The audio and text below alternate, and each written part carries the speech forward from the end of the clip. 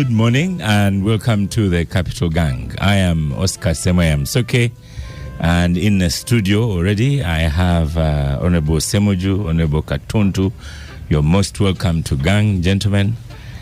And I have one of my favorite traders, the young Mr. Joshua Mawere. You're most welcome to Capital Gang once again. Here we go. You're most welcome to Gang once again. Thank you so much, Oscar, and I'm glad being here. Good morning, listeners. Thank you. I'm also expecting Dr. Mukiza. But just before we came on air, Honorable Katunta was telling Honorable Ssemujju that it seems the Parliament of Uganda is the supplier of news. Like, in one evening, you can set what the gang will be, and then, bang, a presidential letter comes out. Okay. I thought you were talking about Dr. Mukiza. How does that get... That was the program for today, was Dr. Mukiza. And then a letter comes out, bang. And you know, the president is hogging headlines. So, Mr. Moe, you met with the president, you left dissatisfied. But this time round, I put to you that it seemed that the president was reasonable and the traders were not so reasonable.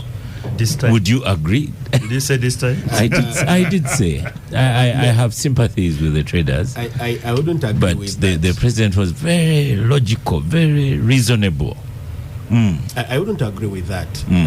We addressed the president on particular issues. And if it was in football, the president scored very many goals offside.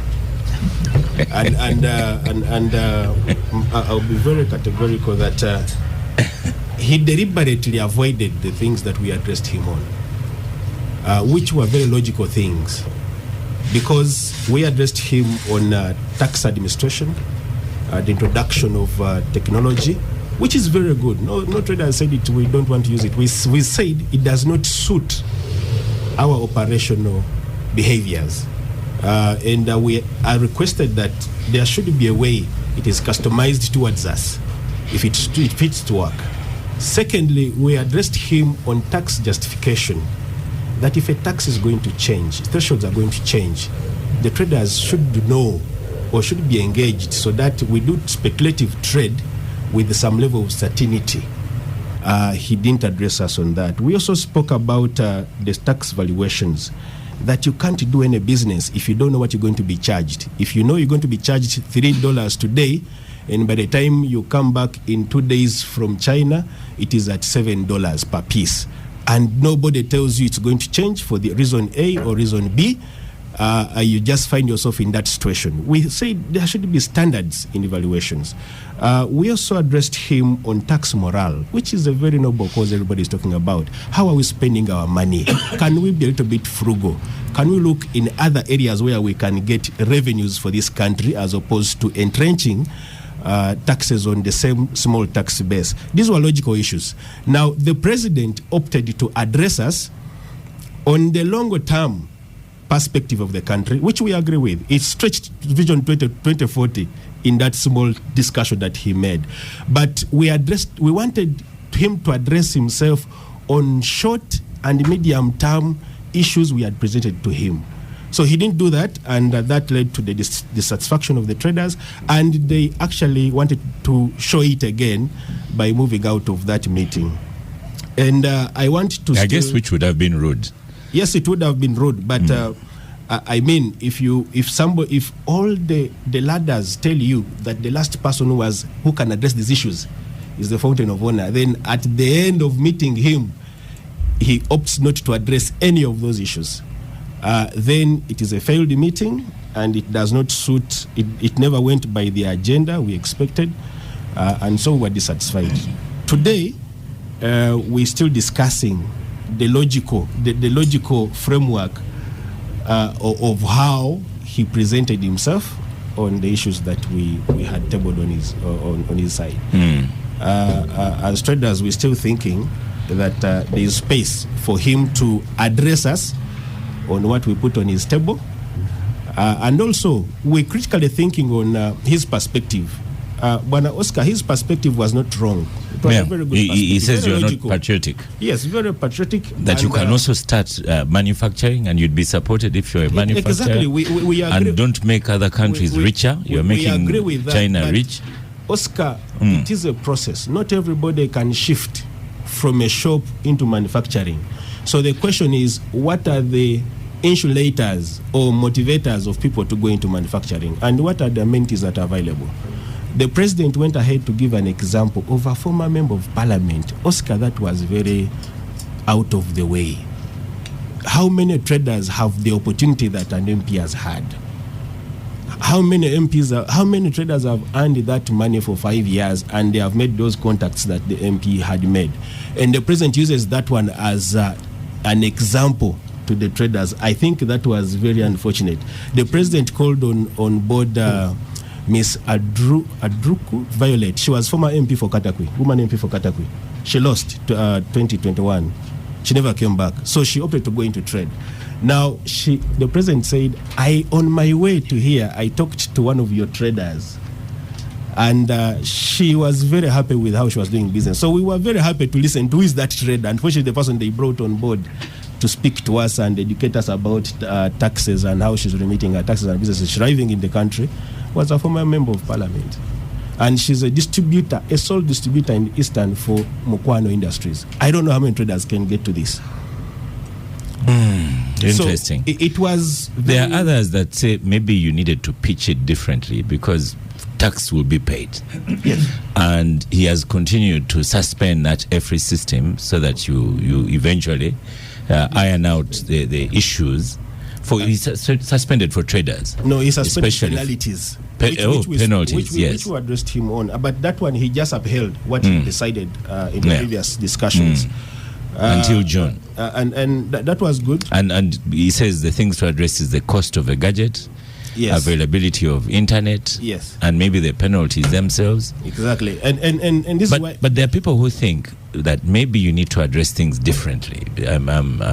You could have told him the road is bad. So if you are bringing your goods, like he talked about broken toilets, you could have told him electricity is expensive. And maybe that's a different kind of discussion you needed to have. I want to disagree with you that the things we addressed him on were very pertinent on how businesses thrive in this country.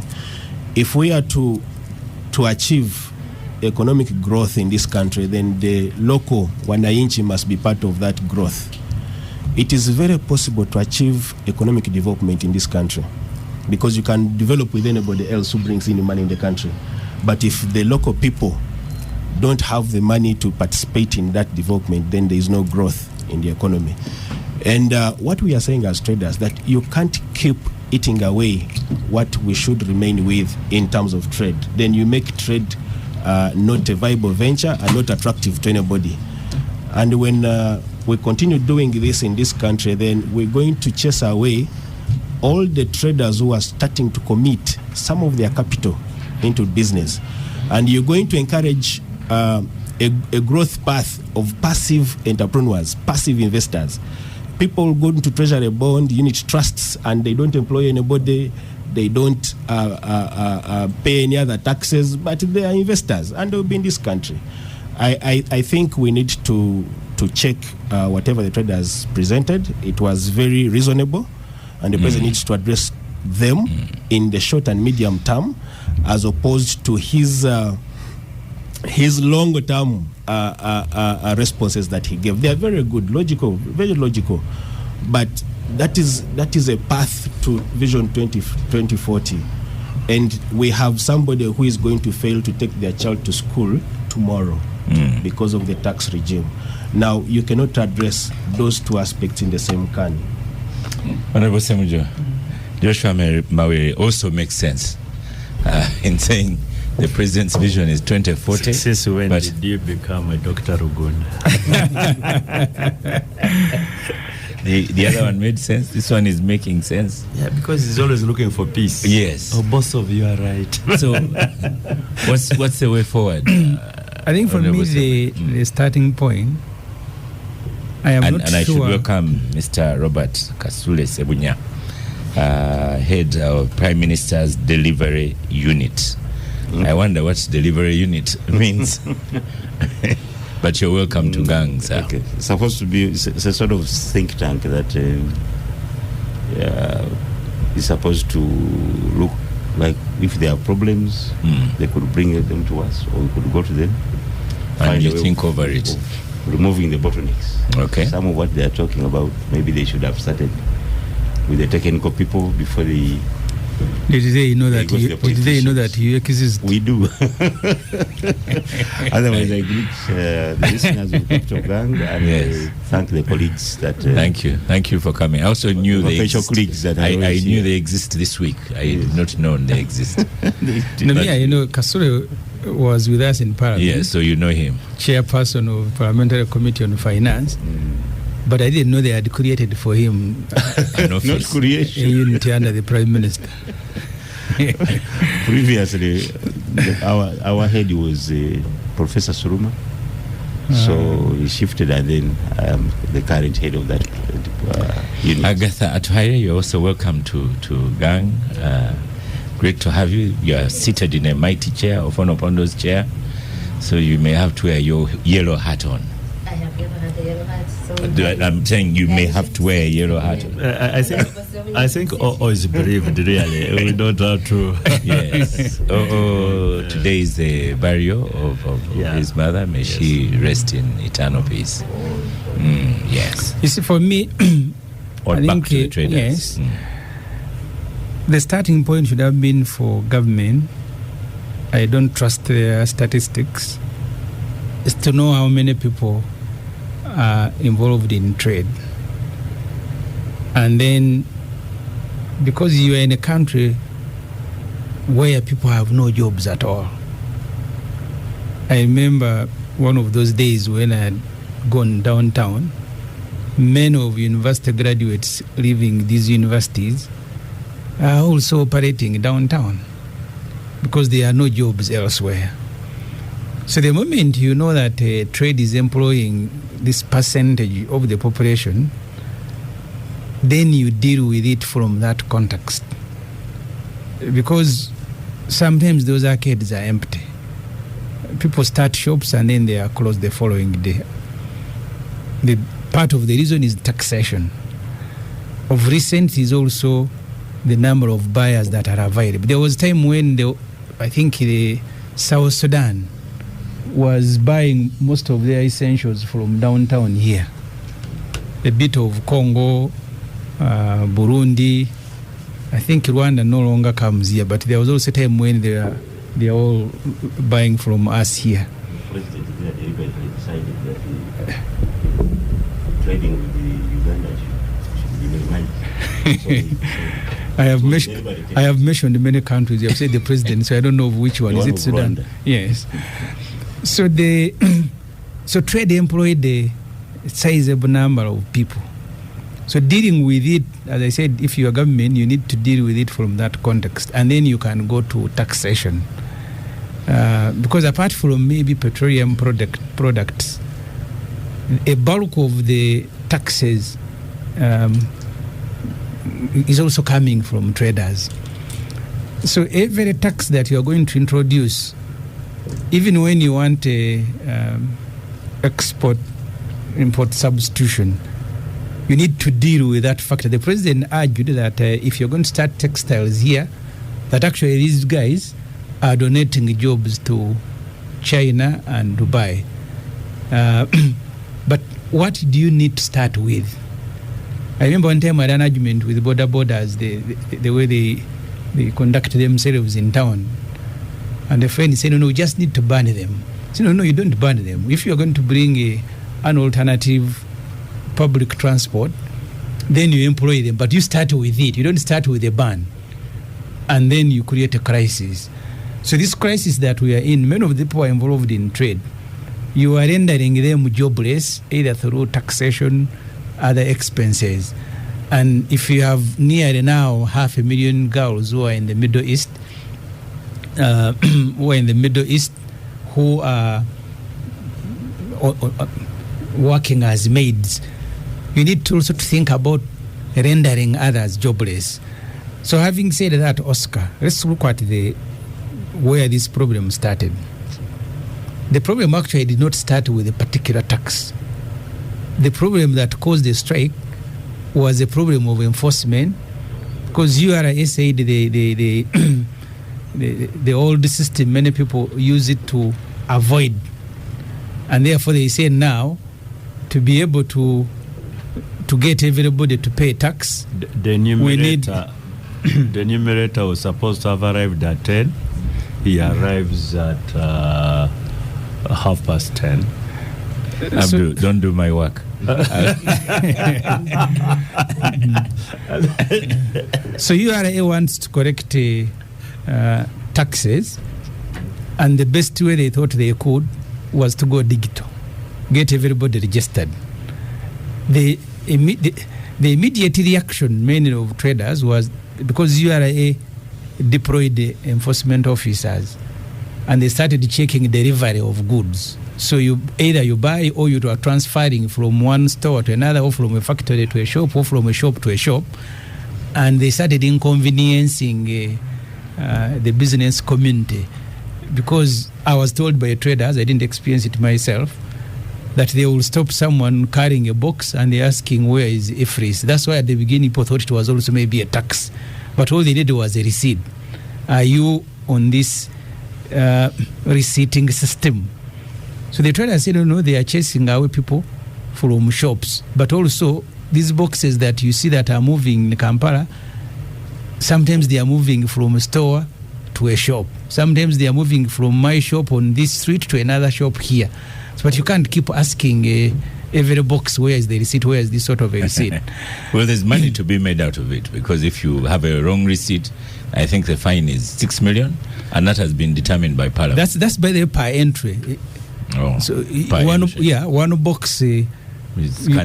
One box of 20,000, you can be charged 6 million.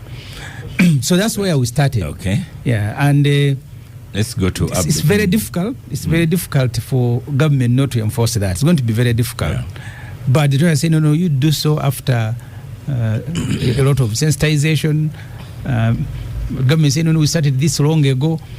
And then for me, because the traders are not the ones who are paying taxes. Taxes are paid by consumers. I think the genuine complaint is that the economy has slowed down. So there are not as many buyers as there used to be. Okay. So you if you had 10 and today you have 1, maybe you will think that these taxes is the reason. And then Oscar, finally, the second thing was the garments that you're going to charge. Yes, I think $3 per kilogram. The president said he wants to protect local industries. I don't know those industries myself. Yeah, I don't know them. In some ways, he says he's agreed that this should be looked into as well. But Abdul, taxes have got to be paid. There's no escape from them. It's not even about escape, it's common sense. Taxes will always be paid, there's no doubt. There's no country which doesn't pay tax, and there's no country which will develop without paying of any tax.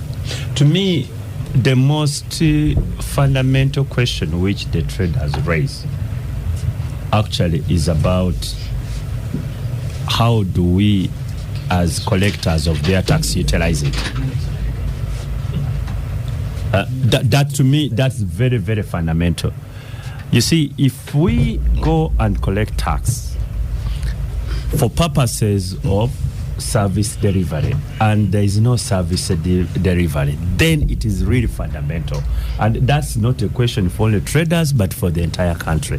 All citizens in this country have got a right to ask, the taxes we pay, is it being utilized for the purpose for which it has been paid? I think that's fundamental, and that debate can always go on and on and on. It will be raised and so on. Where do we invest the sort of monies we collect from everybody? Do we have infrastructure? Do we have health services? And the cost of trade? Yeah, those sort of things. That is very legitimate, and that's an issue which I think the traders are right to raise it, both with the president, with the parliament, and even a public discussion about it. However, I differ completely with people who thought this was going to be a useful meeting. I don't know whether that idea ever got into their mind. They've scheduled another one in June. Come on, they're just wasting public time. Totally wasted. You see, how do you manage public affairs? These traders have got leaders. These leaders should sit with the leaders of this country, policymakers, and the president, and discuss things in detail. Just don't call thousands of people and say you are in a meeting to discuss what? What you saw, and I watched that video footage, it was just emotions, blackmailing each other. We are going to start even, there's one, Oscar, who amused me, said, Mr. President, hundreds of these traders who have come, some are your supporters, but there are many who don't support you, and they all clapped. They all clapped, and I looked at them and said, so why have they brought the man there if they don't support him and they want to discuss with him? So, They don't have to support him. no, they don't, but do you have to tell you, we don't support you, therefore let's discuss? In a tax meeting.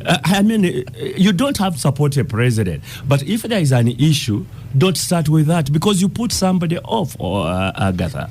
You get it? Because you say, okay, we are your enemies, so you discuss with us. You don't blackmail people at those levels. So to me, I thought the leaders should have sat with the president. First of all, you got some concessions, I think, in your first meeting. You should have reported to your body, the traders. They should have given you further instructions, sought another meeting, went and discussed with them. But don't call a political rally and you call it a meeting. It doesn't work that way. We are even going to start feeding candidates against you. Did you expect him to reply to those? Okay. Absolutely not. So to me, if I were to advise the traders, there are issues which are legitimate. For example, tax administration. How do you handle it? Procedural issues, how do you handle it? There are substantive ones, like I saw the president said, okay, this issue of penalties, I direct, don't enforce it, which I thought was also unfortunate because it is a matter of law. I think he would have said, okay, let me engage with the lawmakers and we find a review of that particular provisions within the law, because it is logical, it is legal. But you can't say there is a law, say, please don't implement that law. It doesn't make sense, because it is like now you are going to somebody and you are requesting him to be magnanimous. And I said, public affairs should be run differently, Oscar, because there is a law. And if the president is convinced, he said, okay, I'll take up this matter with the parliament, and they change the law. They repeal or they amend it. You get, and that will be okay. You achieve for what you. But these general meetings of yours, I think, is for public relations, and it ended up like I thought it would anyway. Agatha, how will this end? I think, first of all, the president in this country, Honorable is the law. If you didn't know, Is the law? Yeah, he doesn't care about the law, and I am sure many people know that he has never cared about it. He thinks he's the alpha and omega who resolves everything. The rally that Honorable Abdi is speaking about in Kololo is not a fault of the traders; it's a fault of still the president, because how there should be structures to these things. I remember in 2011. That's when I started really to see, and maybe that's when I started paying attention to these things. When you know that microphone, you have to be a little bit louder. So there were many problems in 2011. Walk to work, teachers, strikes, everything. There was meetings with President Museveni every day. You told the taxes, and you would say, but there are other people, there are other structures, there are other institutions. Why don't they work? So that's why the president meets. Now we have a delivery unit as well. And that was something. Is that a compliment? Yes. That's what Agatha is saying. There are other structures. Now we have a prime ministerial delivery unit. And the structures, Honorable Ssemujju already said it when he said Honorable Ssemujju was with us in Parliament. I didn't know they had formed for him something. That's what they are. They form for Honorable Ssemujju, not for service delivery. The traders, I think some of the issues are not really legitimate. If there's nothing wrong with it, they are not adding them a tax, really. I think the biggest problem is a government that is not accountable to its people. When you listen to the president that day, I think I found him contemptuous of people's issues. I would have walked out, I think, as well if it were me. And if you have people that are raising issues, it will go back to Parliament and how these laws are passed. Were people consulted enough? Were they given enough time over issues they raise that, we are just, it's a semi-informal sector or informal. We have not gone to school to acquire the skills that this system requires. Can you give us time to get everything that is required? I agree that would also be problematic. You can never work on the timelines of people they would want to always put it off. But I think there's a better way to resolve these issues than that. So yeah, sorry about that. I think the point really is that we should allow systems to work, legally mandated institutions to work. The ministers and the Robert Ssemujju here to work, not just to be created for. The president can't be the only one solving everything. When we have complained about the cost of public administration, when we have public delivery units coming up, investors protection units coming up. But the other is that we have a population that has lost confidence in its government, that everything is going to be seen with that suspicion. And Honorable Abdu talked about service delivery. We are paying taxes and we have no roads to drive on in this country. So people are going to really be suspicious if some of the issues are not addressed. I think the issue of taxes in this country has been an issue for a long time. There's a cartoon, I don't know by which cartoonist that we have here, either Ogon or Spire, of a cow being milked that is shrinking. So we feel that we give more as citizens of this country than what we get from the government that we pay taxes to. All those are issues that I think the government needs to take seriously and know that there's no service delivery, there's nothing we are seeing that our taxes is doing, and everything is going to be seen in that light. People have spoken of the tax base in this country. Tax to GDP ratio should be still below 14 in this country. We still have a budget that 75% is always externally funded, and we cannot fund even half of it. The issues are there.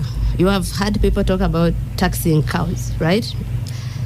We keep thinking that the tax base is narrow. We keep thinking that citizens of this country are not prioritized. That, for example, when you talk about investors, which investors do we prioritize as a country? Which investors get tax holidays and tax exemptions?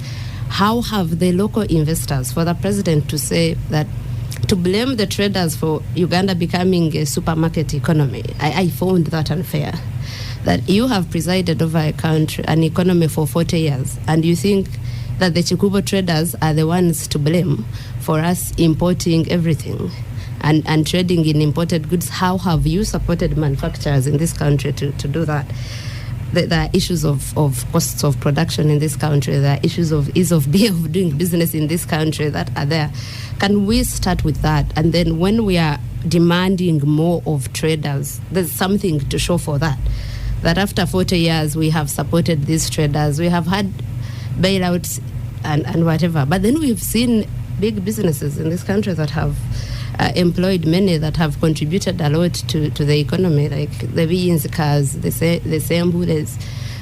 No one cares about them when they are going under. I think the problems really originate from that sort of mutual suspicion. I don't know if there's suspicion also from the side of government, but from the side of citizens as to how they are benefiting from the taxes they pay. Okay. These issues have been there for a while. Okay. Mr. Robert Kasule Sebunya, the head of Prime Minister's Delivery Unit. Thank you. As I said, not said before, but I would have wished to reply to some of the concerns, but at the bottom of everything, we see concerns. Government has concerns, the traders have concerns. Government wants money, everybody the traders have concerns. And everybody knows that... let me first welcome Dr. Chris Mukiza. Yes, officially, not Abdul welcoming him. It is my job to welcome him. Okay. He's the ED, UBOS, and National Census Commissioner. Most welcome to Capital Gang. Thank you. Go on, Robert. Yes. So, and everybody is complaining, including our global economy. The US is complaining about China dumping. Europe is complaining about China dumping, the excessive capacity that China has. Africa, and in particular also Uganda, is also complaining about dumping. Australia had a fight with China, and China said we will not give you. We are complaining about dumping. Yeah, the president started that complaint. The president said okay. The president said so. We shouldn't become a supermarket for China. So in the short term, we have to deal with the traders, and when they complain, we are supposed to listen. But also, I would say, I used to deal with the Casita. Okay, the traders through Casita. When I was in Parliament, when Hon Ssemujju made the assertion here that I was his chairman in Finance Committee for some good years. Not an assertion, you were. Okay, I were. Okay. But I think the problem I see, because whenever they talk about taxes, I'm inclined to immediately think about it, because I used to deal with it. So it started as everybody knows, started with the IFRIS, that electronic fiscal receipting and invoicing system. And because there are now many leaders, it's no longer Casita. It is now also competitive. I think every arcade or 2 or 3 have leaders. So some associations being sponsored by the state. You see, now others are being sponsored by the state. So now I thought now that you always have. They have failed to handle their matter, because as Parliament, when bills are brought from Ministry of Finance, they call traders. They debate these issues. They see where there are wins for government and there are wins for traders, and this matter the system must have been debated and legislated about. And if it were not legislated, then they would be in court, and nobody, maybe they would say stop it or something. But because it is law, government must implement. URA must implement it. But I think they were high-handed in their administration, because there was not a single announcement that this program is going to start. The moment they finished with the manufacturers, they thought it would be easy, cascade down to the lower levels. And in their own thinking, I think they also used enforcement, including the army. And you know how people react when they see the army. The emotions, of course, already the public is annoyed with bad roads in the city. So there are many agitations. So I think the best way they should have handled it is, as we said, start with the technical people, appeal to higher authorities within, because as they were addressing to the minister, some interview on radio somewhere, I heard the Minister of Finance was saying, I've never seen these people. And they were in the middle of the strike. I only heard about it on radio. I don't know. I'm the alpha and omega of these issues. Where are they? I and the president. So it's as if there were a disconnect between the MDAs and the traders. So, and once they shifted from IFRIS to then other issues, to even a public rally, I think you would see they were going in the wrong direction. And I think also it was because of the accusation. Hold on, Joshua, you are next on the microphone. The accusations that the public assigns to the leaders, that when leaders go to State House, they are given money and they are compromised. So the leaders this time suggested, I heard from them, it's the leaders of the trade organization associations that suggested that we need all the traders to engage with the president. And you could see why are they leaders then? Because I don't know why they assigned their responsibility to the general. Because they were met, they talked, even the president issued a letter, and those ideas were not going to be changed overnight by the president, because he elaborated his meeting and what he could give and what he could not give in a public gazette. So I think we need to engage more. We know there are concerns, but there are those that you can take away. Just like Honorable Katuntu said, if the president is agreeable to an issue, then he must take it to where it is processed, which is Parliament. But the way they were talking, they were even insulting the leaders, they were insulting the MPs, they were insulting everybody. That was not an engagement. That was a show of force by everybody. And they couldn't win. What happens so much to the next I think meeting what then? we should advise, and they knew, if you are complaining about VAT, insist on VAT and give references to other countries and how they are processed VAT.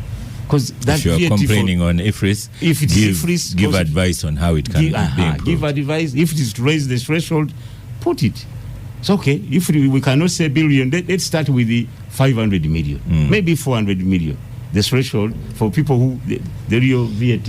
I.e., look for a win-win. Yes, look for a win-win as you progressively engage with the government. Abdul, can I say he's also reasonable? And by the way, I did not start the delivery unit. It is Professor Sulma who started the unit. Yeah. He worked his 10 years. And I was sort fit to fill the shoes. No, it wasn't. They didn't start it for you. Okay. And it is in many countries. Chairman of Finance, and these were easy issues. Yes. Only to add that my experience in Parliament is when these tax bills come, there are not many traders who get interested in it. Yes. Because these tax bills come every year. Yes. And they don't get interested in it. Yeah. You even put out adverts and so on when the committee is processing them. They only hear when it has hit them. It has started to be implemented. Yes. That's when hell breaks loose. Yes. So the time of engagement should actually be earlier. And I encourage the traders now that every beginning of a financial year, end of a financial, there is a tax regime coming, and you need to get so much interested and engage the relevant committee of Parliament. Dr. Chris Mukiza, as you both or in a personal capacity, do you have anything to add on the tax matter before we put you in a hot seat? Because we have been warming it for you. Personal and professional. Personal and professional. Yeah. Well, thank you. I listened into the debate and also to the media about traders protesting. And I want to agree with Honorable Katuntu that payment of tax is inevitable. It is even biblical. As I'm also telling people that counting people, census is biblical. We cannot run away from paying tax until when you die. That's a fact. And secondly, I also want to agree that when these bills go to Parliament, they have a platform where they allow people to come and participate and give their views. And now once something has been passed into law, you have no way out. And maybe the regulations setting the implementation procedures as Honorable Robert is saying. And I also I have failed to understand why IFRIS is an issue. I failed to understand.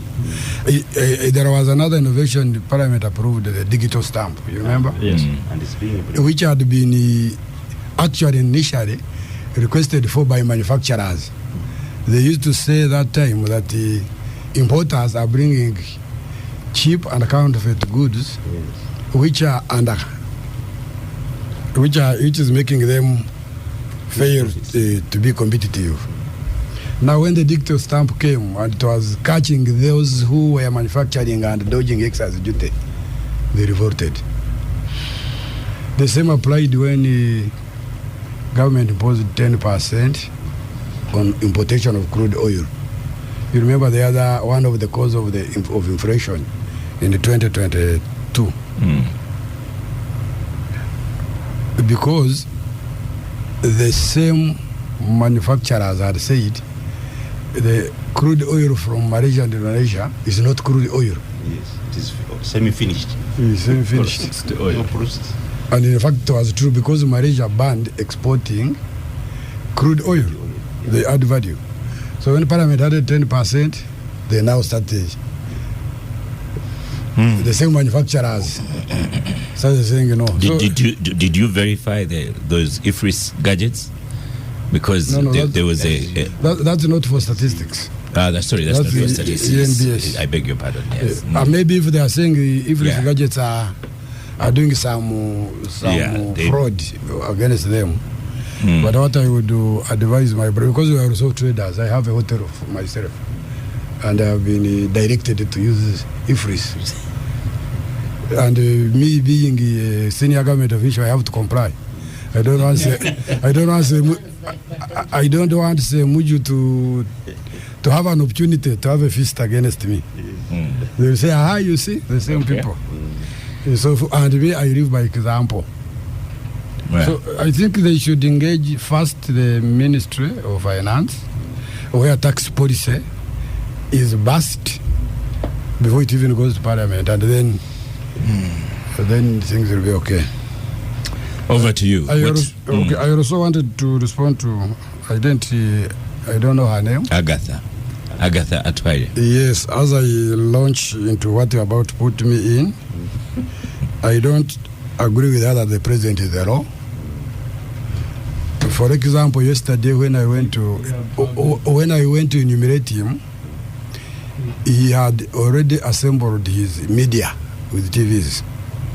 So I told him, according to the fundamental principles of official statistics and the Uganda Bureau of Statistics Act, the information I get from my respondents is strictly confidential. Unless you publicly consent, you who is giving me the record that the media should be here. He said, He said, so I don't want them here.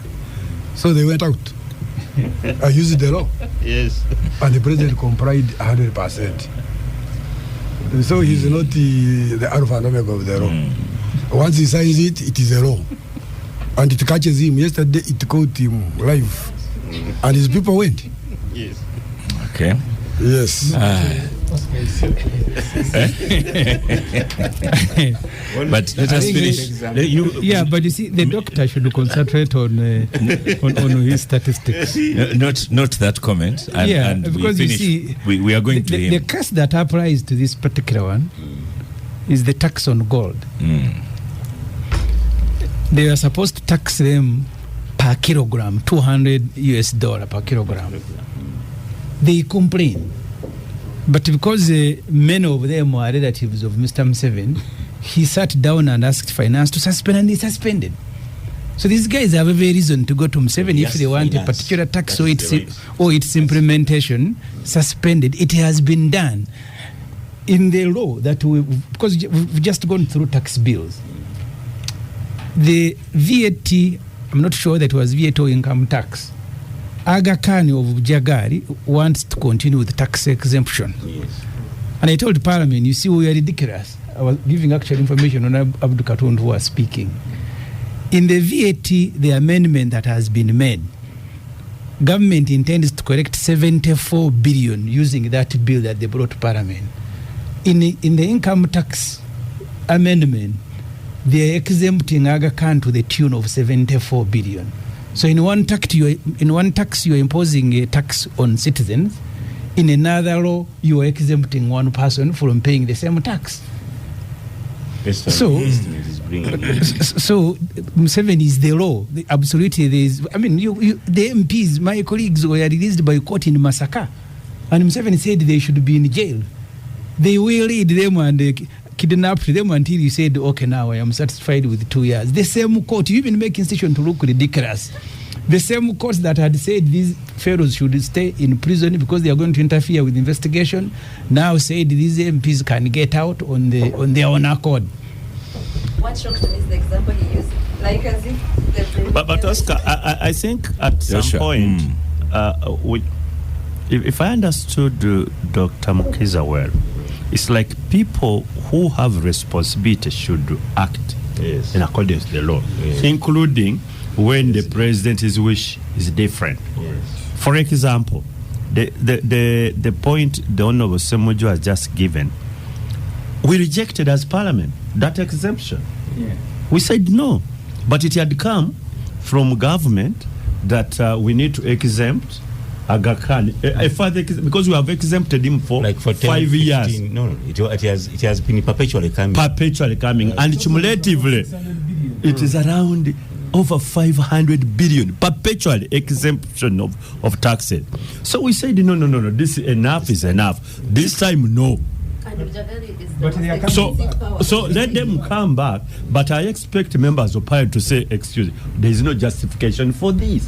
So people should be able, instead of like every time say no, the problem is the omega, what do you call it? Alpha. The law, the alpha and omega. People should be able to stand up and say, sir, this is not correct. Agatha has given us another word. He's the law. So you say, sir, no, this is not correct, and that's what I understand. Oscar, I want to what do you take? What do you take from his table? Let me give you 5 uninterrupted. Some of the things. Yes, Agatha you have saying 5 minutes. Agatha saying the president is the law. I think she's very right, because we've been through all the lobbying systems towards him, and we started with the tax administrator. They said we can't handle these issues. Go to the Minister of Finance. We went to Minister of Finance, said I can't handle these issues. Their policy. Go to Parliament. Went to Parliament. The Parliament said, some of these things you're speaking to, there's only one person who can respond to them. That is if it is only His Excellency the President, and that's how we reached there. So it is the government institutions that have actually. And who did you engage in Parliament? We have petitions to the Speaker, petition to lead opposition. We even sat in a committee specifically constituted by the Speaker on trade, and the other was there were two committees put together. They had to suspend it for 10 minutes to look for one of the ministers of finance to sit in that committee. You can imagine. Parliamentary committee wrote and the minister didn't show up. None of them. So and from that same meeting, the minister said some of these things are for cabinet discussion, and we shall get responses from there and come back. And he actually said the meeting with the president should proceed because some of the information we would be glad that he receives it directly. So we were pushed there, and is the alpha and the omega. If the law was already passed, it's being implemented. And that's what we are still expecting. Many years. So about timeliness, I think what I want to tell the legislators here and the other government officials is that trade is shifting from our older parents who had never gone to school to a generation that has gone to school, that is exposed, that knows the timing of some of the things. You will see us quite oftenly coming in time, and we expect you to respond to some of these issues because they will be very logical and from very informed perspectives. About engagements, I think, Oscar, Parliament continuously and deliberately doesn't want to engage people on issues that it's going to discuss.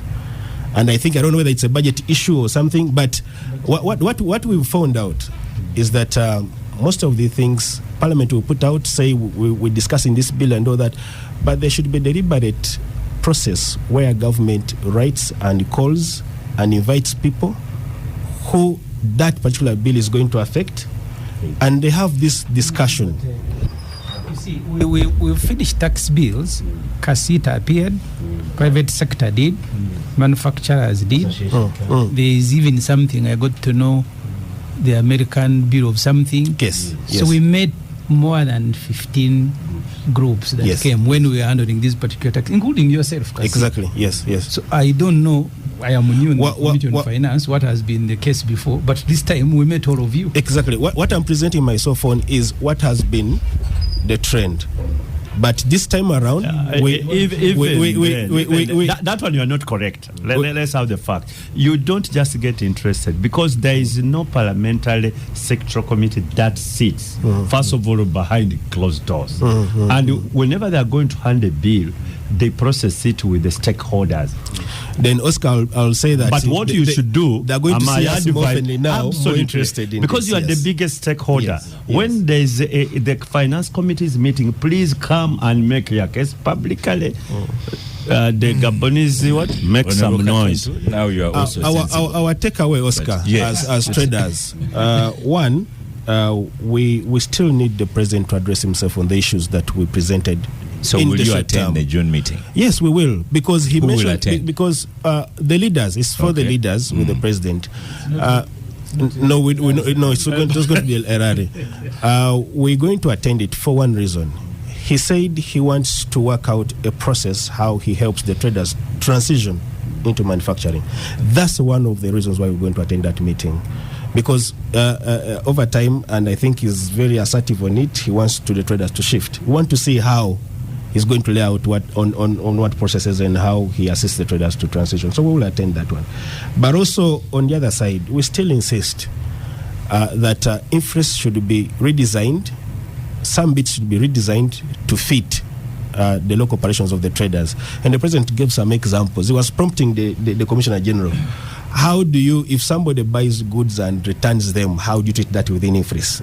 We didn't have answers. If you have damages. Yeah, if somebody takes on credit, and how do you treat that? Now that you have sat with Robert Kasule Sebunya, will you employ him as well? I'm here to So some of these things should be looked into, and also the issue of tax morale in this country. We've all spoken about. How is it utilized? Thank you so much. Thank you so much. Joshua Mawere, representing Kasita today. Your official position is chairman of the youth traders. Chairman of the youth traders. Thank you once again for coming and debating and standing up for Kasita. Let's stop for a quick break, and after the break, Dr. Mukiza will go to the hot seat. Welcome to the gang. After the short break, we've been discussing traders and taxes, and straight into the hot seat is Dr. Chris Mukiza. So, Dr. Mukiza, I as I was driving into the station, when I got here, the news bulletin, Capital Radio news bulletin had you, and you were saying things are going very well. You have started very well, and so on. But social media is murdering you. And then here just now we've done a poll. Who was counted? And on this table, no one was counted. Maybe only yourself. So things that did not start well. There's a perception that it was a very underwhelming start, and the public holiday was not employed very well. Yes. We issued a press statement last evening explaining why we did not perform as earlier anticipated. Of the 114 enumerators, 14,000 enumerators that are supposed to work, 20,000 of them had not been assigned responsibilities on the system. And I'll explain why, how the responsibility is assigned and what are the Because all that should have happened before Census Day. Yes. And the rest of the operations were okay. We trained everybody, every enumerator. Now, we started making alarm as early as first week of April. When you got rumors that local governments are not calling those who applied online. We have an online application system that was put, the portal that was put before the public at the advert time. That system is supposed to capture everybody who has applied, first of all. Then it sieves those who have minimum qualifications. Then it shortlists. It also implements the aptitude test to eliminate, if the numbers are many, the way we do aptitude test, online aptitude test. Then those who pass aptitude test were supposed to go to their districts for oral interviews. Now, when I think that was the second week of April, the week of Eid al-Fitr, we got the news that many local governments, because we decentralized now, checking the documents, it is many local governments are working behind that system and are calling those who never applied online to come for interviews. And some of the people who had gotten alerts that you have shortlisted should come for interviews, whenever they would reach, they would turn them down. That is the root cause of the problem. The politicians were the biggest culprits. Some mayors within this city of Kampala brought buses of people and they were forced to be interviewed. Now, after interviewing them, of course they started training them, including some. Of course, there's a majority of districts that passed through the same system. The over 90,000 enumerators that are already assigned responsibilities. Now, when we gave them the structure and the numbers of people to take per parish, and they had over-recruited, what they did was to remove those who had passed through and left the back door enumerators. Now, when it comes to training, of course, they are training using training module in these tablets. At their meeting, the traders, there's someone who stood up and said, Mr. President, are you still the leader of this country? No. The one you've called a political rally. But, so I want to ask Dr. Mukiza, are you the National Census Commissioner? Yes, I am. Because it seems that you are not the one. I'm the one. You are the one. I'm still explaining. So far, the narration is like you are not in charge of anything. I'm in charge fully. And I'll read you some messages here. On Twitter, on X yesterday, David F. Kempanga said a perfect working day has been wasted, but nobody will lose their job or even a single day's allowance over this debacle. Nobody will even bother to apologize. Complacency, blind acceptance of abuse, and so on. Then you have Peter G. Mwesige. He says, I have no problem being counted today, but the incompetence, corruption, unethical practices, trust deficit, cynicism, and it goes on. Then Philip has sent me a message, say, tell Dr. Mukiza to first say sorry in capital letters. His statement.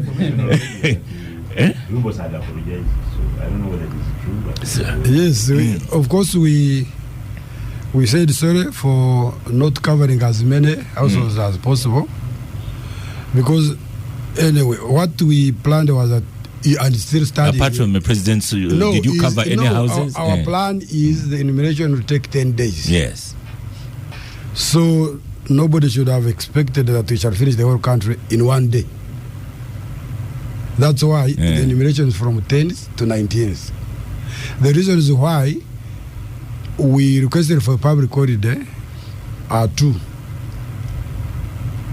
Since it will take 10 days, we wanted to have a public holiday for recall purposes. Recall.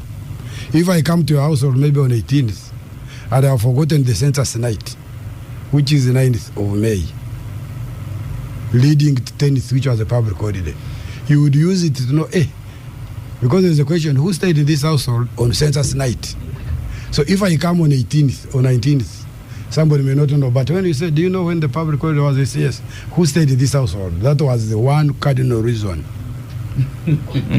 Okay? The second one was to do what we had wanted to achieve, which we failed. to find as many people as possible, especially in urban areas, because they are workers. We failed because of what I'm telling you and how we are trying to rectify it. Okay, so how are you rectifying it? Now we have asked the district census officers, who are district planners, and district information technology officers, or city technology officers, to assign responsibilities to these 20,000 enumerators, because they are now already with us. We can't disown them. Assign them. What we are happy about is that the public is enthusiastic to be counted, and the enumerators are also crying that the machine not working, because when they are trying to enter the machine, it is taking them to training mode instead of the enumeration mode. And by the end of today, I've been assured they are rectifying that. And now, once they have been put in the system and assigned the responsibilities, they will know the areas where they are going to work. Just a final question. So far, we had expected to cover 1 million households yesterday. And yes, 1 million. So how many were covered? Now, by end of yesterday, we had got 560,000 households. The census, Uganda had 4 million houses. No, it had 7 million households. So that's why. So this one was really underperforming. And one of those reasons is that we had wanted to capture Kampala, your area, Kira, Wachiso, in these 3 days. But we didn't anticipate that these people would not be assigned because they just came from aside. Okay, And we have let's have some discussion around the table, and then we'll come back to you. Let's begin with you. They trained and Dr. Mkiza, first hold on a bit, and we start here with Agatha. You were not counted. Is that what you expected, or you were disappointed? No, I wasn't disappointed. Is the microphone working now? Yes, you just have to be louder. That one is inconveniencing me. Yeah. So I wasn't counted. There's no one I know that has been counted so far. Yesterday I don't know Museveni. There's no one who is my friend that has been counted, or my family. Yesterday I said I'm going to ask 20 people to just sample and see 20 people randomly, and they were not counted. And we are seated here and no one was counted. How many are we? Yesterday evening we met with another 25 people. Well, about 15 were in the same area. We said we have sat home, let us walk about, and none of us had been counted either. I'm sorry. I didn't understand Dr. the rationale for a public holiday out of 10 days of a census. Make all of them a public holiday so that we know that public holidays. Because you knew you were not going to cover the entire country in one day. But also you knew that according to the paper I see, the questions are on 29 pages. Yeah? The questionnaire for the census. One, I don't know how long that takes to count the people. But according to it also, any member of the household could account for everyone. So there was no need for a public holiday. And I don't think people stayed home necessarily but also those that stayed were not counted. He said it is for recall purposes, like recollection. It doesn't, I don't know if I will never recall it, even if it was a public holiday. Maybe it works for others. But I think, well, at least you remember. At least you remember the day you waited for a numerator because of public holiday and they never came. No, that's what she's saying. So if you didn't wait, how do you know that the numerator? You have improved the memory. How do you know a numerator came to your home or not if you are not there? It was good. Do I move with the home? No. Many of them close their homes. They are asking people who slept here on the 9th. Yes. And it doesn't have to be all the members of that household to give this information. We didn't say so. I'm saying.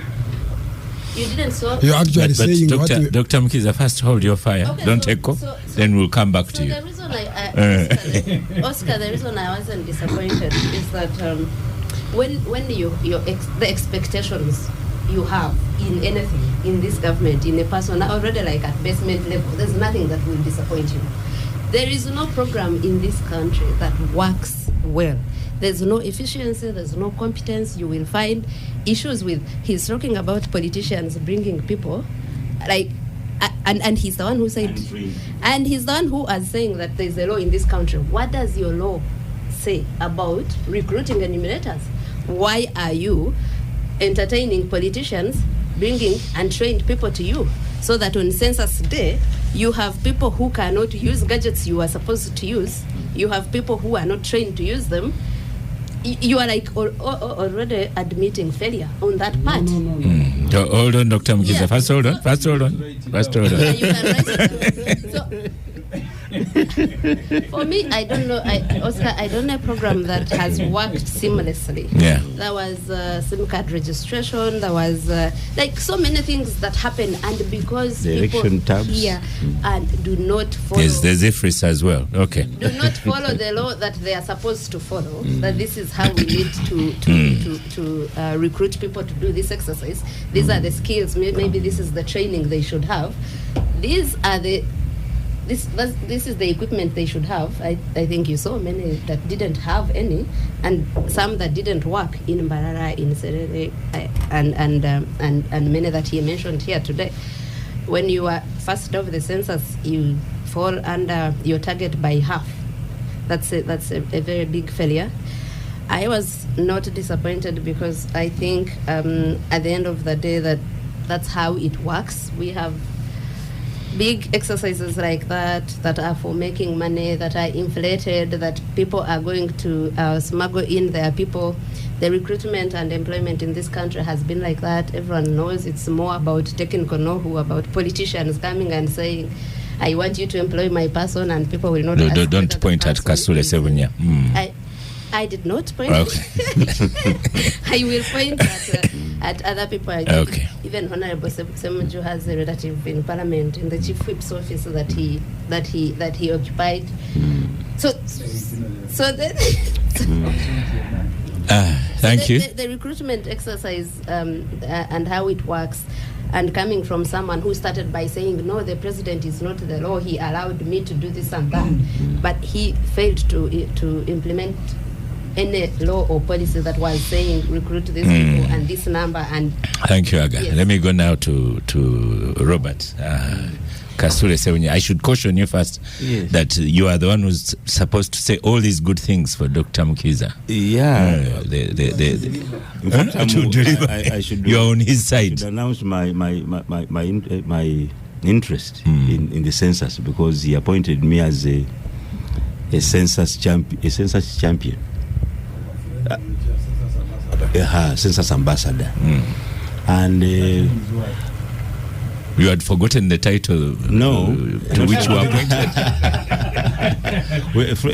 We are supposed to help galvanize the public towards the census, and very many have been talking about the census, and we have been mobilizing the people, and why it was asked for a public holiday to happen as a census. Even biblically, they say Jesus walked home. They walked home to be counted, and that's when. So everybody is supposed to slow down such that we are counted.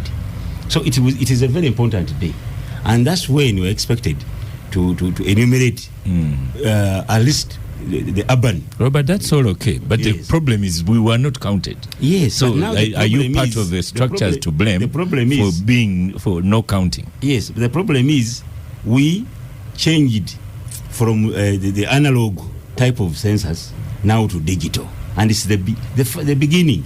It's the beginning of this technology being used. So we'd expect some slowness, but when it happens, you know how leaders vulgarize issues, and even so on TV, these youth were so aggressive, as if they were not trained.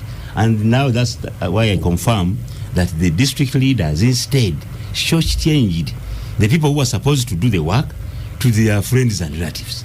And they were saying in unison, were not allowed to log on. Of course, you wouldn't be allowed to log on, because right from the beginning, you are not supposed to be part of the enumerator. You are just coming in as a friend because you have education and you thought you would manage it. So the machines have betrayed them, and now I think they are correcting the system. Was there a trial run? Trial run, yes, but a decentralized process. I think that was the trial run was the best way. Decentralized. Let the Karamoja people recruit the people they know from the area, who know the houses, the homesteads, who will work easily, and it will not be expensive on the government. We know how government also works. They gave them money almost at the tail end to buy the tabs and whatever. By the time the tabs came in, it was almost time for the census. Not sorry on their decision, but you know how Parliament works and government works. Yeah, you give money too late to be used properly. Or at least not Parliament. Let me excuse Parliament. We appropriated that money. Yes, but the releases did not come as anticipated. That's what I does Parliament that come in? That is government. That is now. you. No, that is now government. That's your So to deliver. And delivery unit. what we want, the comfort we want to give our population, we have 10 days. Okay, we are not all counted on the first day. day. Have 10. Now we have 9 days. No, but even 8. the 9 is not cast in a stone. We can even adjust the 9 and say, okay, those who have not been counted, wait for another 5 more days. That is acceptable, and I think it will happen. So what we expect our public, please keep calm. We know how angry people were that they waited. I also stayed home, and I even took chance to walk around the village I stay. But everybody who found me stopped. Home. No, I used time. After some time, I walked around the village. But people were stopping me and asking, why? I left home at 5. When I called you, it was 5 p.m. Yes. And you were still home, waiting. I stayed all day. No, but I used the time to at least have a walk. But when I walked, people were still complaining. But at least I had, because I'm next to Mulimira village, which is Nakawa. And they were saying, okay, the enumerators are in Mulimira village, but they are slow, yes. And the population in Mulimira zone is so big. In Chigwa, there was no sighting. They will take time. They will take time. No. There was no sighting. Let's go to Joshua here. I pray that we take come and we wait for the enumerators to come. But otherwise, this is a process which is... You were not counted? Were any of your family counted? I wasn't counted, and I kept home and waited the entire day. Fortunately, I had the opportunity to speak to my... Those are 2 days in a week of not working. And we were discussing census issues still, comparing what they did then and what they're doing now. Census was at the parish level then, and the leaders, the Muluka chiefs and all that, were responsible to make sure that you register the birth, you register the death, and you also register anybody who migrates and comes into that village, and also put that information and escalate it upwards for consolidation. And it was effective. So the UPC regime. Now, today, UPC regime. Yes. Today, we have is not here. We have the money. We have the money. We have the gadgets. We have the technology. We have people who have gone to school, and we're trusting them with this entire system. And we have a full day lost, and we are delivering half. And the boss is Dr. Mkiza. Target, and the boss is a doctor. I think we need to blame the entire system ourselves on how it was handled. You can't prepare for 10 years and then under-deliver. 2, it is important that UBOS understands that it is employing the millennials and also Generation Z. These guys will put out all the problems you have in your systems. If you don't do what you say, they become disloyal. And that's what you saw.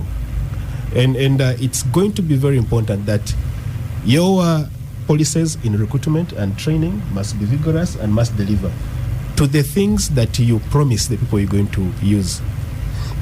And that is just called brand integrity.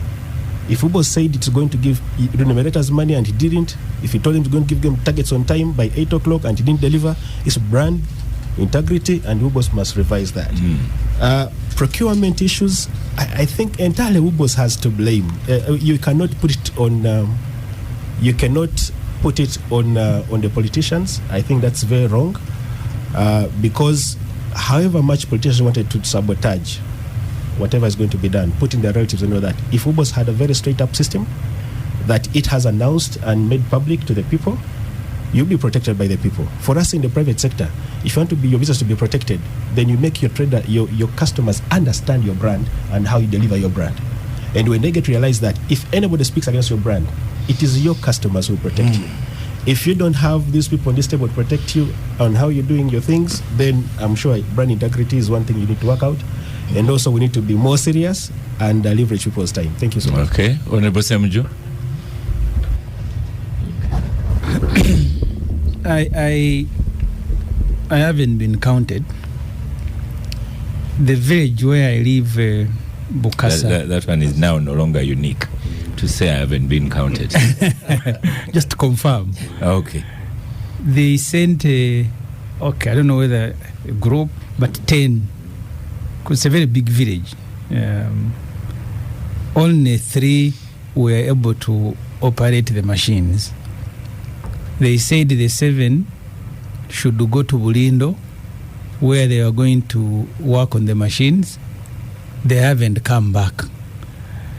And that experience, because I called local leaders in my constituency to find out what was going on. The trouble, and maybe to say something positive, the Bureau of Statistics, their performance is better than many of government organizations. I rely more on information that they provide. I may disagree with some, but when you want information, statistical information, you already get it. I have also read many of their reports. Many are not influenced by politics. This is a bit of relief for Dr. Mkisa when you throw in some positives. I read their report on the multidimensional poverty in Uganda. And it's not a report that government will want out. Very good report. So they do better than many of the government agencies.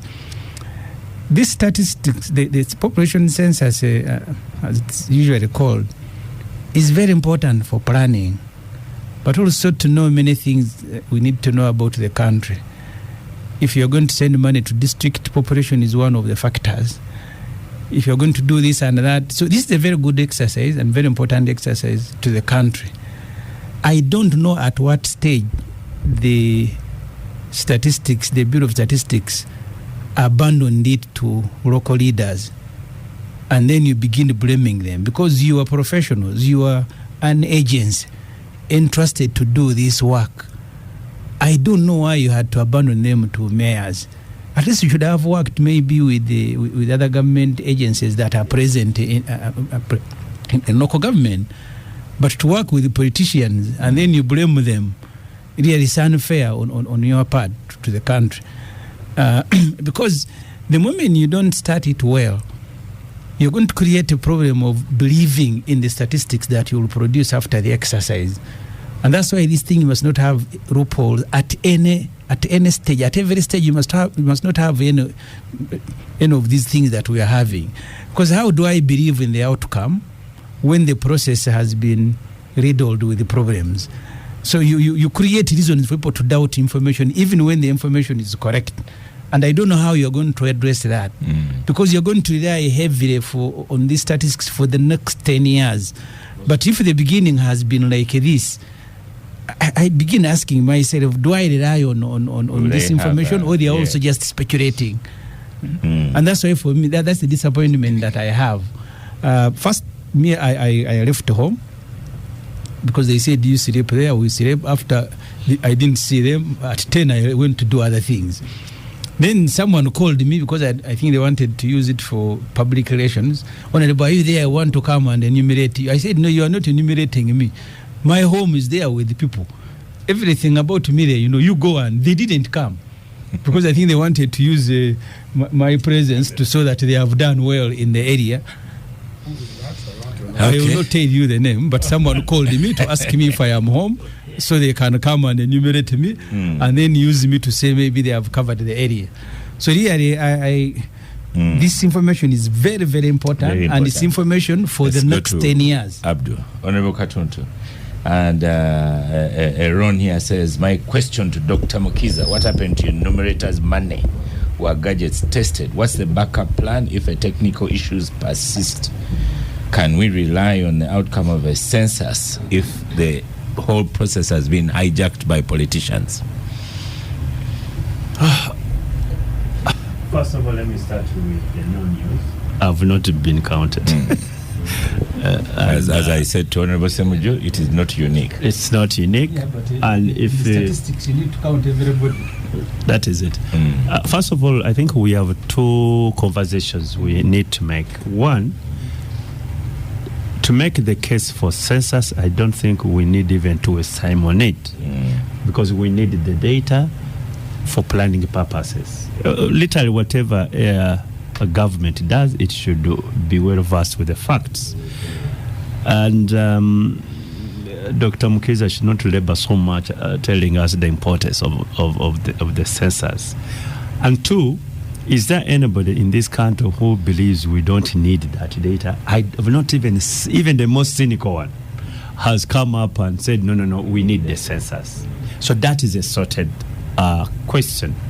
Now, how do we conduct the consensus? And that's where we are. And Ssemujju, the Honorable Ssemujju puts it better. If you have these sort of challenges, you are going to have people question actually the outcome. One, they've already started. We are now admitting that there is some level of incompetence and interference. So if you combine those two, how do you ensure that the outcome is actually reflects the true picture of what is going on in this country? People have not been trained. You see, they may just decide now to feed in what they want because they must get the numbers. So, Dr. Mukiza, it's a very big challenge. It goes to the integrity of the whole process. I bought Oscar book, which he also donated to some other person, How to Lie with the Statistics. Because we need the statistics, but we need the correct statistics. If you are to compile the correct statistics using incompetent people or manipulated people, there is no way those statistics will end up being accurate. So you need to have that in mind. So how do you make sure that with this level of incompetence, whether it is only 20%, 30%, will actually produce what is accurate? Because we really want to rely on government statistics for whatever we do. And then, Dr. Mukiza, there's one thing which you should realize. If people don't have faith in your process, they resort to rumor mongering. They resort to assumptions. Say, no. Those guys who even failed to count us like this, they cannot give us the correct the anger. You saw those videos. I don't know if Dr. Mukiza has seen them. So to me, yes, get this clear. And there are not many people praising this process, actually. So far. Yet all of us, we stayed at home knowing the importance of this process, and we are willing to stay. But why did I sit home the whole day? Yesterday, people hustling. Today, there are people who have now lost confidence. They said, no, we stayed at home and they didn't come. We didn't have an explanation. Let me give you that information.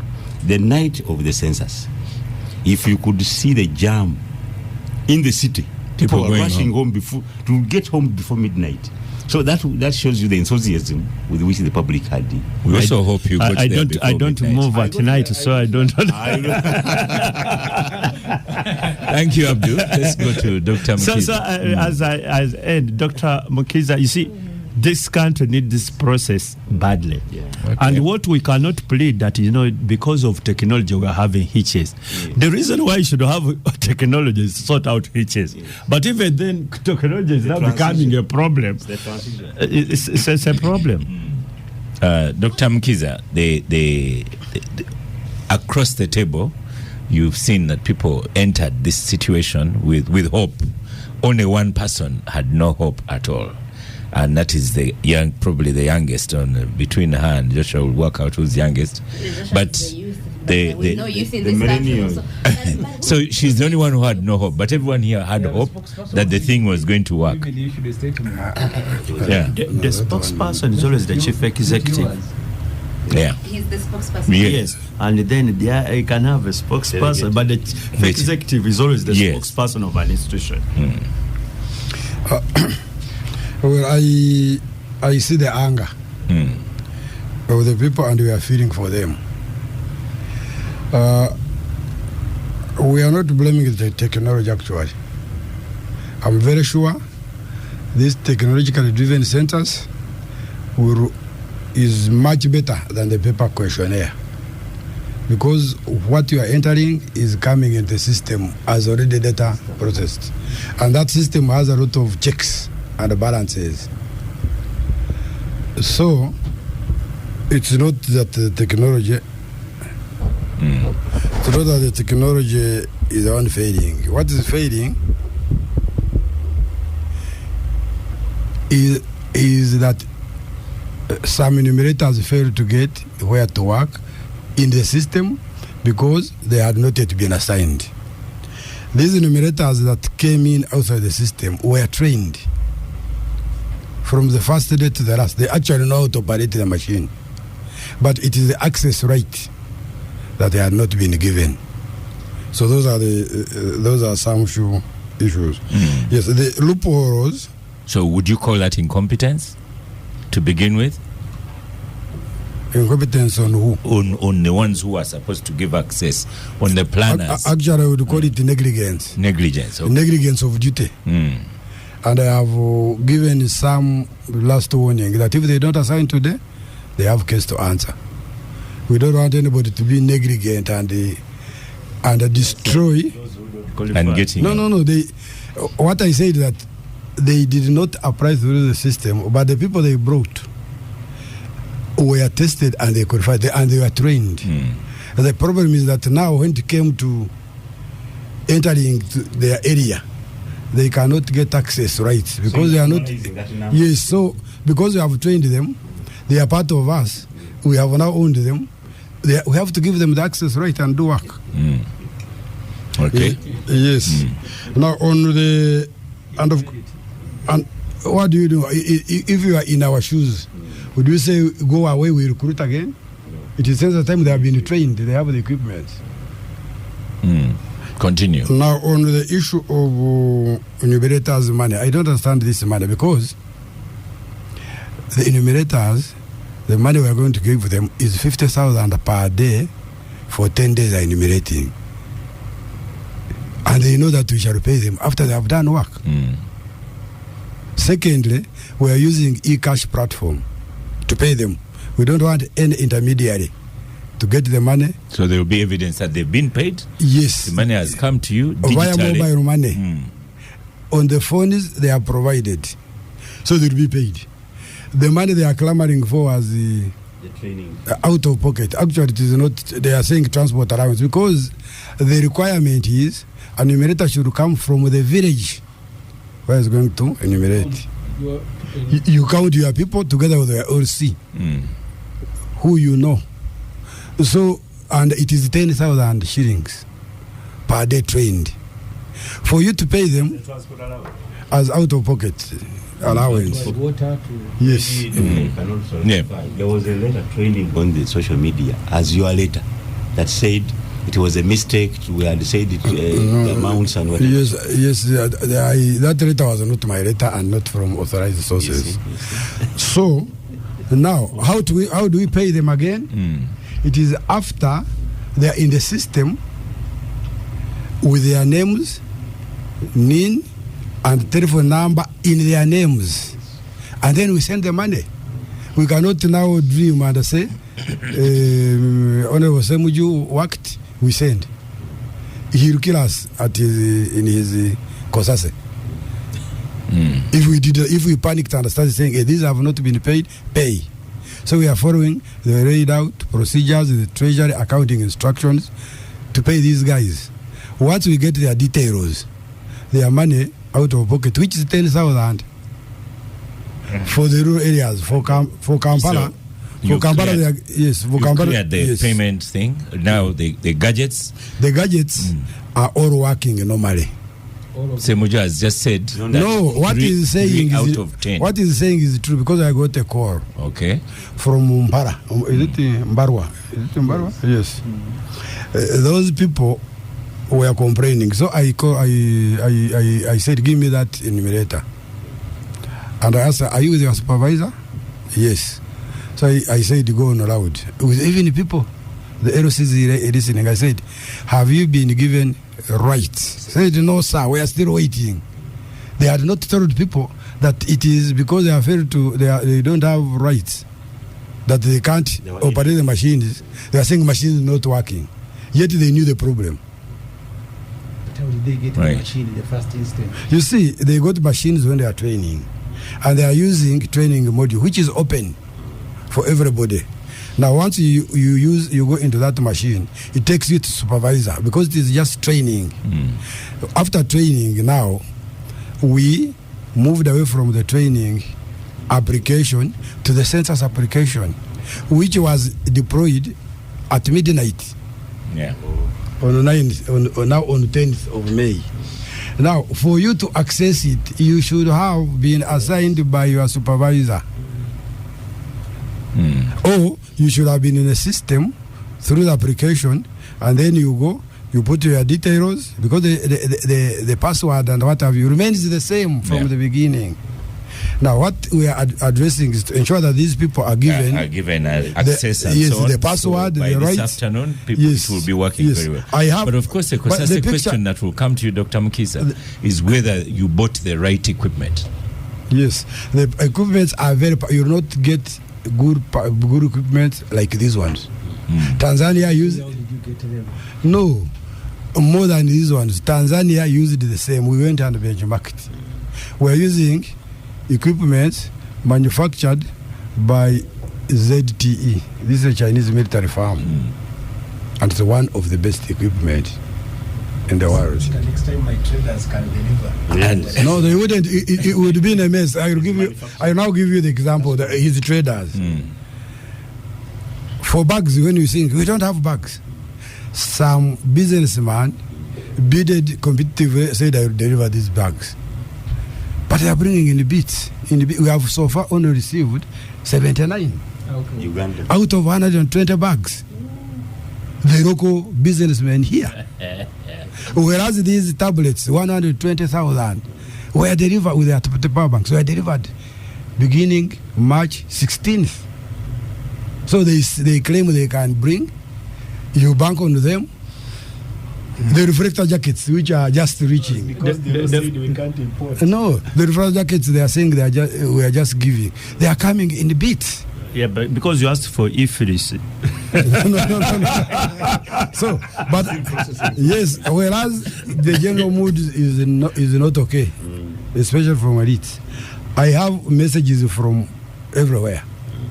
I've gotten an officer from Nakapiripiritu who is saying everything is going on well. Naberatuku. so, okay, we give two more examples. No. There are many examples I'm going to give you. Yes. So if it was a question of network, It can't be network. Even Naberatuku can. Now, here, you can see here the ticks they are giving me. Pakwachi district, tick. double tick. Nebi district, tick. Arua district, tick. Arua city, one tick. Meaning, they have started assigning and they are not full. I'm going to ask my Chigo people. if you can give a tick. Malacha district, Koboko, tick. Yumbe, tick. Madi Okoro, one tick. They have not yet completed assigning, and work is going on smoothly in the Western Isles. By assigning the equipment, that means now they have started work. Yes, and this is a supervisor, one of his colleagues, a friend of the chair, saying that we are full throat with enumeration now. What would I tell you? I'm also getting there. I have a James here who is on a laughing matter. Says, ask Dr. Mukiza, now content. Why do you ask mothers if all her children belong to her husband? Maybe that's people are shunning away from that one.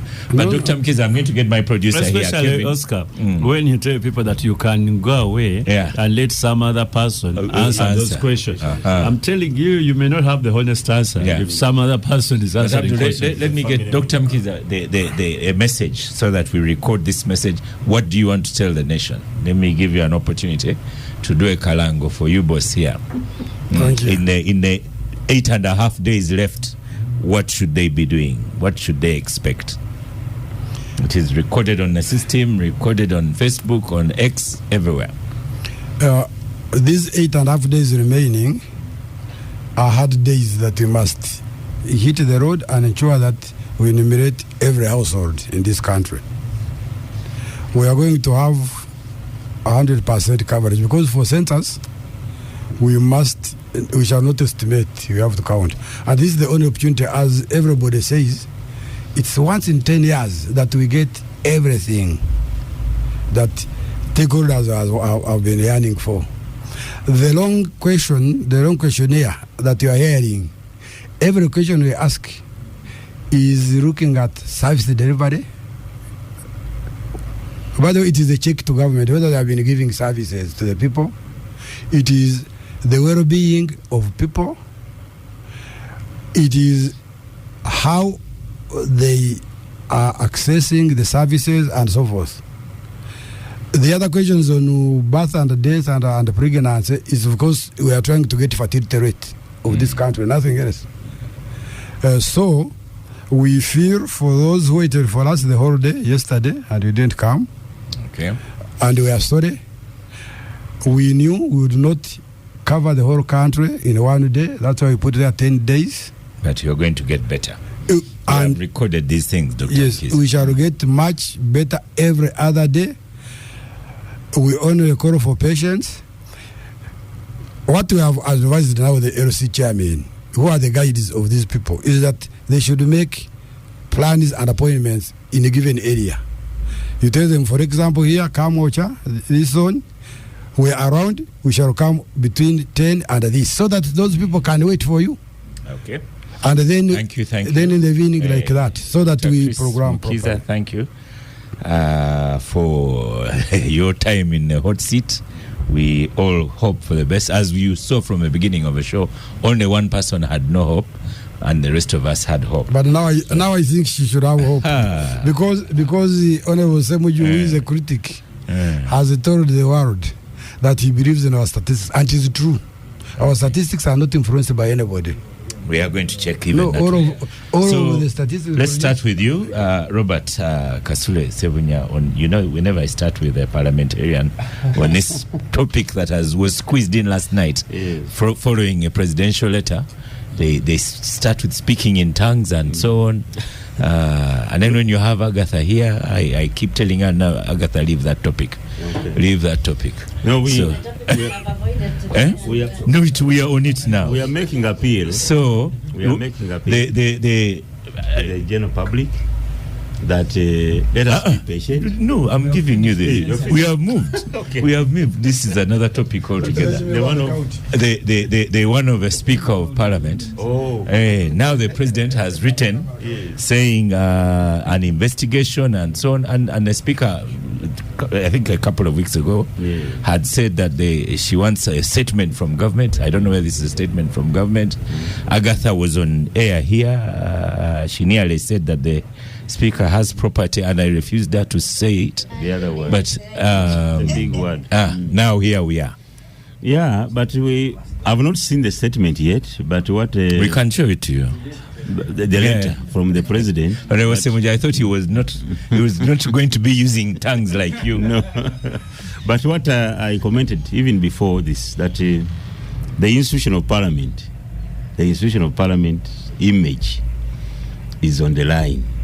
Because if the head of the three arms of government is so what we want is take it serious, that maybe an investigation is conducted. If you are not guilty, the investigation will clear you. If you are, then we'll see a way forward. And we pray that the whole of Parliament takes this matter serious. And maybe what they had done in the beginning is to compete for whoever speaks louder on social media, whatever. So I think this must be officialized. That they be official. That the responses be official. Our foreign affairs ministry should also be responsible enough to interrogate the ones that are putting that on sanction, to specifically speak to the issues as outlined. As Agatha and the team first made quite a noise as to do with the parliamentary exhibition, and I found one of the of a friend phoned me in a school and said, "But isn't it obvious? Resources are distributed here electronically, and this electronic transfers of resources from Parliament to people and whatever is open.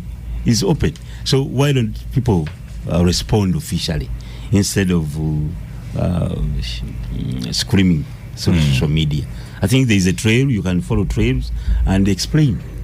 If need be, let our institutions like Auditor General, IGG, take action and rectify some of this, because credibility for the whole government is on the line also. Is on the line. Okay. So we need us to be serious when we're handling such matters of sanctions. Yes. You're on microphone. What's the question? Were you surprised that the president wrote to IGG saying about houses in the UK and so on? And if it is true, were they declared? So I knew when I was here last weekend that the president had been told about the properties Honorable Anita just a bit louder. Honorable Anita Among owns in the UK. I know that. I don't know if he feigned ignorance, but he said he didn't know about them. When he writes and says that our institutions, he first talked about the other two ministers and said the case is in our courts of law. There's no need for another. We know that, and Honorable Ssemujju is here, he spoke about iron sheets for a long time. Like, stood every day in Parliament and said thieves of iron sheets. They were many. There were much more than the three that are in court. The court process is not even going at the rate that it should. But also the confidence, it goes back to the confidence we have in these institutions. The president himself has sort of stopped the IGG from doing her work before. He has stood and said, leave people's lifestyle audit, we don't need it. It was a proposal. The IGG has said many times that the thieves hide behind President Museveni. I don't know if they just hide there, or I'm not going to say this so that you don't chase me on this show. So that I don't switch off your microphone. So, well, when thieves are hiding behind someone, it's you can't tell whether that person is not one as well. But when I saw that letter, I remember telling someone that sent it to me, I laughed so hard. Like, it's neither here nor there. You can't even understand what he's saying. And and we do not trust the IGG as an institution to actually conduct this investigation. I don't know if you know how many times people in this country have said the IGG goes after the small fish. Every day you'll have a small person who has a nurse who has stolen medicine. Let me just conclude the point. When the parliamentary exhibitions was on and issues were raised, and there are friends of mine that run an entity called the Public Square wrote to the IGG. The IGG wrote back and said, no, I think she even said to journalists that she will not undertake that investigation because the Auditor General is undertaking it. Those two have different mandate. There's nothing that should stop the IGG from investigating allegations of corruption. And we are not trusting that now it will happen, that the president who has said leave people, if you start interfering with them, they will invest somewhere else. In short, you have no hope? No. It's not just it's not just that.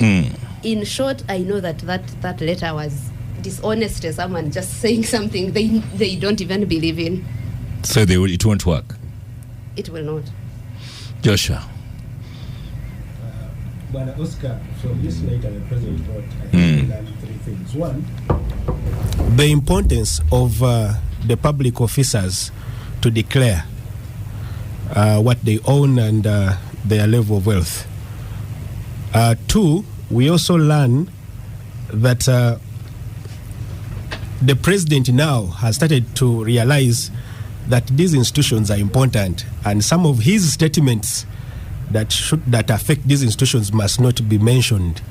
Or if he's going to speak against a certain institution, he has to be careful how not to deform the mandate of that institution, because the IGG was on record and the president said, leave our people, as long as they are stealing and investing within, it is very fine. Now that statement, and today you are writing a letter to tell IGG to commission an inquiry. The two conflict. The speaker has been working for the president very well. And the third thing that we get from that we get from this letter is the fact that some of our public servants are continuously taking out the money to other countries, and maybe the president should stop blaming the traders for taking out the dollars. There are some people within the system who are actually taking out heavy monies and investing them somewhere else. I want to urge that the IGG goes ahead and does these investigations. And if indeed it's true that these properties are there and they were not declared, I think they should be frozen, and that should be a lesson to some of our people that they need to invest more here and actually invest right money, like we are doing. We are committing our money as traders. You've had more allegations this time. In fact, Agatha was the one who was careful, but Joshua here is making even more allegations that you public people are taking big sums of dollars and investing them. That he said no, he hasn't said if. He said they are doing it. He said if the contents are to be believed. I have read, as I said, I am not on social media, but I get friends who send me messages. I read the letter, but this letter was not addressed to the IGG. I think that's a mistake many people are making. This letter is a letter of the British High Commissioner. Because the president says, listen to me, that I met the British High Commissioner and she complained. Or she notified me about this. To make the British High Commissioner believe that the president is doing something, you write a letter. Then you will not complain that we told him and he did nothing. And I think that was the intention of the letter. Nothing else. Oscar, you have started so diplomatically, no. so nicely, you conclude like Agatha. No. Do you believe that if Museveni wants information about my property, that he's going to ask the IGG? Do you in your mind that if the president wants to know how much I have, that he will now write to the Reverend of Kasule, go and find for me this, he will have it in a second if he wants. So therefore, in this letter, there is nothing that Museveni wants, but he values the relationship with the British, and therefore I have acted. Didn't you see me? I even wrote. Okay. I know stories I have told you privately that I cannot say here, dealing with World Bank and other institutions. So he says something. I remember one time, I don't know who was visiting. I was still in the media active. So journalists started asking questions, and then Museveni replied in Uganda. So after the guests had gone away, they were jointly addressing a press conference. Then he came back in English. You guys, when I have a visit, you can't ask those things. But during the meeting, he was in Uganda. So this time, the letter is a letter. Traders, he went to Uganda. Yeah, is a letter of the British High Commission He's actually wrote to the Minister of Foreign Affairs. But whoever, I mean, it's not a letter to JJ Odong. The content is for someone else. I was hoping that Abdul Katuntu would have final word, but he has now already worked his face into some kind of anger.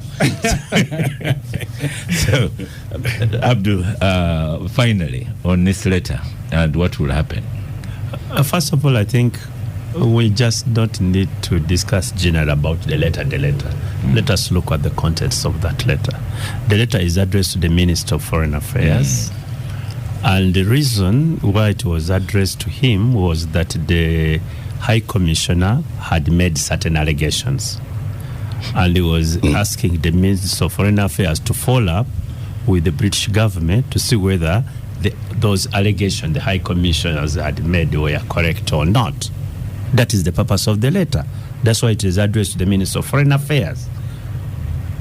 It is arising out of a meeting the High Commissioner had with the President and the allegation which she made. And the President saying, please, these allegations have been made. Can you now work with the British government and tell us what is true or not?